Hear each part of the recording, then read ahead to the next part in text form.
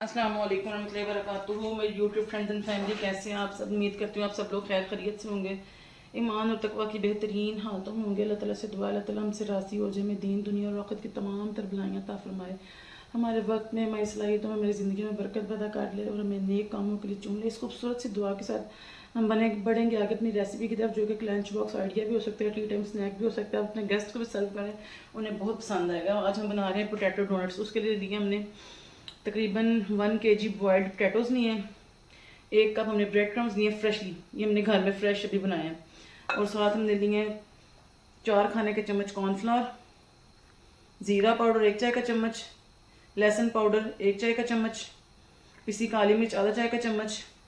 ये लहसुन पाउडर की स्ट्रॉन्ग अगर आपको स्मेल पसंद है तो आप 1 खाने का चम्मच भी कर सकती हैं। पिसी लाल मिर्च 1 खाने का चम्मच, अमचूर पाउडर या सिट्रिक एसिड जो हम लेंगे तकरीबन चौथाई चाय के चम्मच से भी थोड़ा कम लेंगे, 1/8 चाय का चम्मच। और लेंगे हम चिकन पाउडर 1 खाने का चम्मच, नमक लेंगे 1 खाने का चम्मच। और आज मैं आपको ब्रेड क्रम्स बनाना भी सिखाऊंगी। तो सबसे पहले हम पोटैटोज को मैश करेंगे। मुझे ना मैश करने से ज़्यादा वैसे इनको कद्दूकश करना पसंद है, क्योंकि कद्दूकश करने से ना इनके अंदर कोई गुठली वगैरह नहीं रहती पोटैटोज़ की ना, नरम बिल्कुल सही स्मूथ जो है ना हमारा अमेज़ा तैयार होता है। हम इनको कद्दूकश कर लेंगे।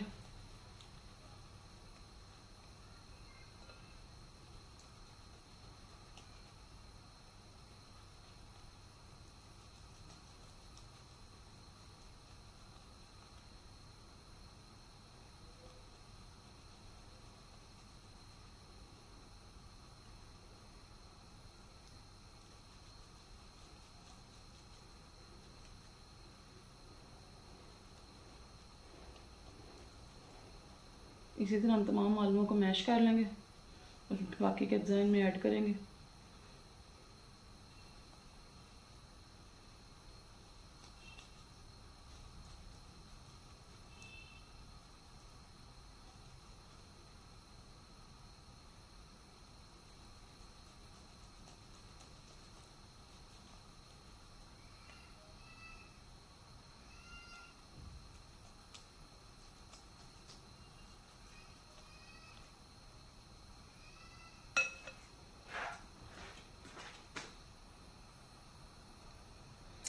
ये देखिए जो हमारे तमाम आलू कद्दूकश हो गए।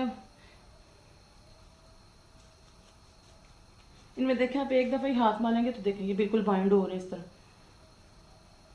इनको आपको दबाने की ज़रूरत नहीं, मैश करने की ज़रूरत नहीं। अगर आप मैश करते हैं ना तो फिर आपको बार बार इनको मैश करते ही रहना पड़ता है काफ़ी देर तक, इन्हें ना बिल्कुल स्मूथ बनाने के लिए। भी हमारे बिल्कुल हो गए। अब हम इसमें बाकी के मसाला ज़्यादा ऐड करेंगे।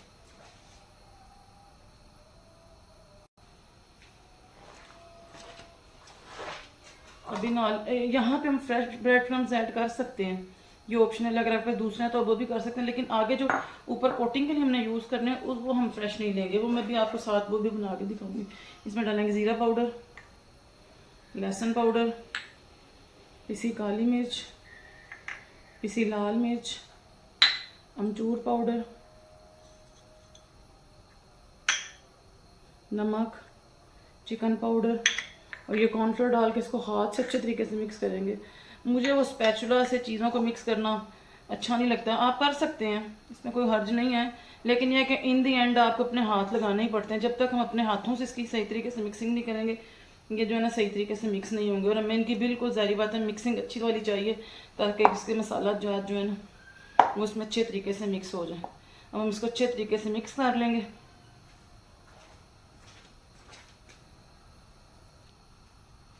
अब इस स्टेज में हम डालेंगे इसमें 1 अदद चॉप प्याज।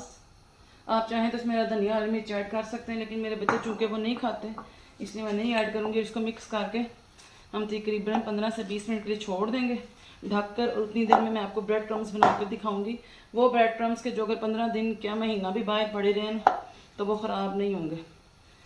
इसके बाद हम वो बनाएंगे, इसको अब हम कवर करके रख देंगे। ये देखिए जी, एक पैन में तकरीबन मैंने हाफ़ प्याली ब्रेड क्रम्स लिए घर के बनाए हुए बारीक। और अब हम इनको बनाएंगे, क्योंकि मैं इसे मेरे पास काफ़ी मिकदार में पड़े हैं इसलिए मैं सिर्फ आपको दिखाने के लिए ये थोड़ी सी मिकदार में बना रही हूँ।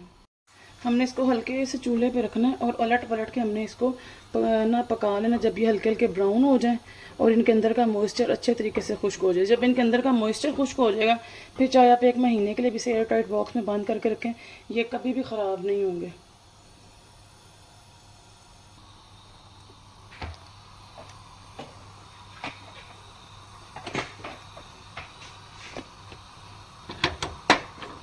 देखें जी, ऐसे ही हमने इसको उलट पुलट के पका लेना ताकि इसके अंदर का मॉइस्चर खुश्क हो जाए और बस फिर हम इसको प्लेट में निकालेंगे और आज हम इसको यूज़ करेंगे।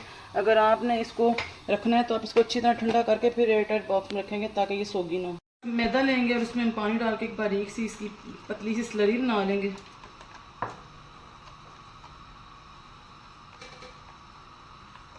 आप चाहें तो इसमें नमक, मिर्च या कोई भी स्पाइसेस ऐड कर सकते हैं स्लरी में, लेकिन मैं चूँकि बच्चों के लिए बना रही हूँ तो इसलिए मैं ऐड नहीं करूँगी। अगर मैं खुद के लिए बनाऊँ या किसी गेस्ट के लिए बनाऊँ तो फिर मैं इसमें भी स्पाइसेस ज़रूर ऐड करती हूँ। इतनी देर में हमारे डोनट्स का मेज़ा भी जो है स्टे कर गया हुआ है तकरीबन आधे घंटे का। हम इसको फिर अच्छे तरीके से मिक्स करेंगे। अपने हाथों को हम ऑयली कर लेंगे ताकि जो आलू का मिक्सचर है वो हमारे हाथों के साथ चिपके ना, और फिर हम इसके डोनट्स बनाएंगे। ये देखिए, मैं अपने आलू हाथों को ऑयली कर लिया। अब हम इसका मेज़ा लेंगे अपने हाथ में, इसका गोल पेड़ा बनाएंगे बिल्कुल कोफ्ते की तरह। अब हाथ की मदद से हम इसको गोल करेंगे, ना ज़्यादा मोटा रखेंगे ना ज़्यादा पतला रखेंगे, नॉर्मल इसको रखेंगे। इसके एजिस को ऐसे गोल करेंगे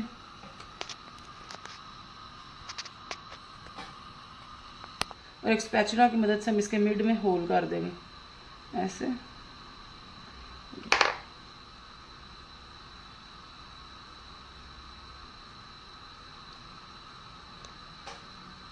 इसके मिड में हमने होल कर दिए। अब हम इसको डालेंगे स्लरी में, फिर उठा के इसमें ब्रेड क्रम्स लगाएंगे। और ये देखें कितने ज़बरदस्त क्रम्स लगे हैं, ये लग ही नहीं रहा घर के बने हुए क्रम्स हैं, कितने ज़बरदस्त बने हैं। और ऐसे हम इस पर अच्छे तरीके से ब्रेड क्रम्स लगा लेंगे, अच्छे तरीके से ब्रेड क्रम्स लगाएं ताकि ये बिल्कुल खस्ता बने। इस तरह की कोई चीज़ मैं बनाऊँ तो मैं शाम में रेडी कर लेती हूँ और फिर सुबह मुझे उसको सिर्फ फ्राई करना होता है और बच्चों का लंच बॉक्स जो 10 मिनट में रेडी हो जाता है। देखिए जी, मेरा बिल्कुल ब्यूटीफुल सा डोनट तैयार है। इसी तरह से मैं अपने तमाम डोनट तैयार कर लेंगे। इसी तरह मैं आपको एक बार फिर डोनट बना दिखा दूँगी। हाथ ग्रीस हुए होंगे तो फिर ये आपको तंग नहीं करेगा, वरना ये जो है आपके हाथों के साथ चिपकेगा ऐसे। और स्पैचुला की मदद से हम इसके मिड में होल करेंगे। ये देखिए बिल्कुल ज़बरदस्त सा हमारा डोनट बन गया, मिड में होल भी हो गया। इसको हम स्लरी में डिप करेंगे और फिर इस पर हम लगाएंगे ब्रेड क्रम्स। और बस ये मैंने 3 अब आपको बना के दिखा दिए। इस तरह ही आप सारे तैयार कर लें और फिर मैं आपको बताऊँगी कितने अमेजिंग है हमारे कितने डोनट्स बन के तैयार हैं। अब हम कढ़ाई में ऑयल गर्म करेंगे। हमने इसको डीप फ्राई नहीं करना, अगर हमने इसको डीप फ्राई किया तो ये टूट जाएंगे। हम इसको नॉर्मल आंच पे शैलो फ्राई करेंगे।